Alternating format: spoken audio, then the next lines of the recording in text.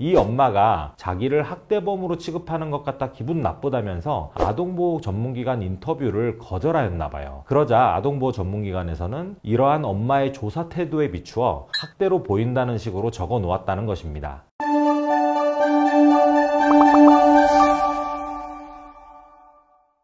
안녕하세요.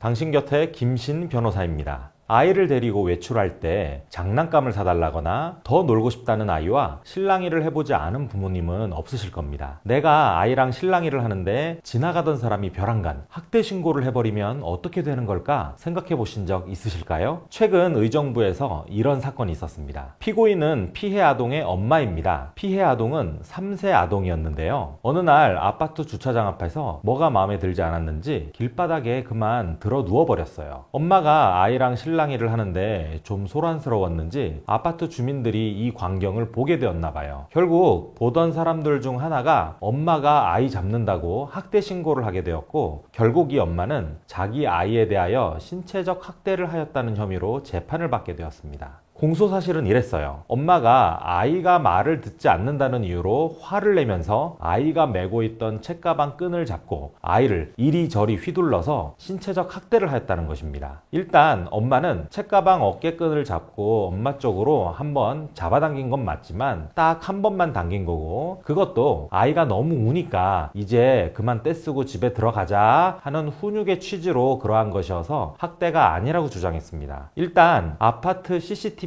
증거로 제출되었는데요. 여기에 엄마가 아이 가방을 한 차례 잡아당기는 장면은 확인이 되었어요. 그런데 이것만 가지고는 학대로까지 볼 수 있을 정도로 세게 잡아당긴 것인지 확실치가 않았고, 나머지 장면은 엄마랑 아이가 기둥에 가려져서 잘 보이지 않았습니다. CCTV도 확실한 게 없었는데 이 엄마는 왜 재판까지 가게 되었을까요? 학대 신고한 목격자 진술과 아동보호 전문기관의 사례 판단 결과서가 결정적이었습니다. 일단 목격자 신고 내용이 불리했어요. 엄마가 1회가 아니라 서너 번 아이를 휘둘렀다는 식으로 진술을 하였습니다. 아동보호 전문기관에서도 이러한 피고인의 행위가 신체적 학대 행위를 한 것이라고 적었습니다. 법원은 이 사건에서 무죄를 선고하였어요. 아까 말씀드린 두 가지 증거를 어떻게 법원이 탄핵하였을까요? 먼저 목격자 신고 내용의 주변부에 주목하였습니다. 목격자는 진술 과정에서 신고하게 된 동기에 관하여 아이 엄마가 그 장소에 있었던 목격자한테 막 과민 반응을 보이자 나도 화가 나서 신고하게 된 것이라고 진술하였는데요. 법원은 목격자가 신고한 것이 아이가 학대를 크게 당해서라기보다 엄마의 목격자에 대한 태도 때문이었을 가능성이 있다고 보았습니다. 두 번째로 아동보호 전문기관의 사례 보고서 내용입니다. 아동보호 전문기관의 사례 보고서 내용을 살펴보니 이 엄마가 자기를 학대범으로 취급하는 것 같아 기분 나쁘다면서 아동보호 전문기관 인터뷰를 거절하였나 봐요. 그러자 아동보호 전문기관에서는 이러한 엄마의 조사 태도에 비추어 학대로 보인다는 식으로 적어 놓았다는 것입니다. 법원은 이러한 사례 보고서 내용에 비추어 보아 사례 보고서가 아이가 아닌 엄마의 조사 태도로 학대 여부를 판단하였을 가능성이 다분하여 믿기 어렵다고 지적하였습니다. 어떠십니까? 다행스럽게 무죄가 나오기는 하였지만 이 엄마가 고생을 많이 하셨을 것 같죠? 이런 생각을 해봅니다. 이 엄마가 아이와 실랑이를 할 때 말리던 아파트 주민들에게 거칠게 반응하지 않았다면 과연 이 사건이 학대 신고까지 들어갔을까요? 사례보고서 작성을 위해 조사차 방문한 아동보호 전문기관 담당자에게 조사 거부하는 대신 차분하게 그때 일을 설명하였다면 신체학대 인정 사례보고가 나갔을까요? 이러한 오해들이 쌓이고 쌓여서 결국 정식 공소 제기까지 되었으니 참으로 안타까운 사건입니다. 피고인은 공소 제기되고 나서 나는 학대범이 아니라 아이를 너무너무 아끼는 엄마라는 점을 증명하기 위해서 심지어는 유기농 식재료를 구입하는 조합원증이나 아이에게 가정 방문교사 교육 신청했다는 증명서까지 제출하였는데 판결 선고일까지 얼마나 마음고생이 심하였을까요? 이 사건은 두 가지 생각할 점이 있는데요. 먼저 학대 신고가 들어갈 상황을 만들지 않도록 조심하자라는 것입니다. 아무리 자기 아이라고 해도 주위 사람들이 개입할 정도의 상황을 만드는 것은 바람직하지 않습니다. 두 번째로 일단 조사가 시작되면 무작정 조사에 비협조적인 태도는 안 해도 되는 고생을 할 수 있다는 것이겠죠. 심지어 이 사건은 피의자가 조사를 거부하니 범인임에 틀림없다는 식의 사례 보고서가 나왔다고 하니 말 다 했죠. 오늘은 여기까지입니다. 영상이 도움되셨다면 구독과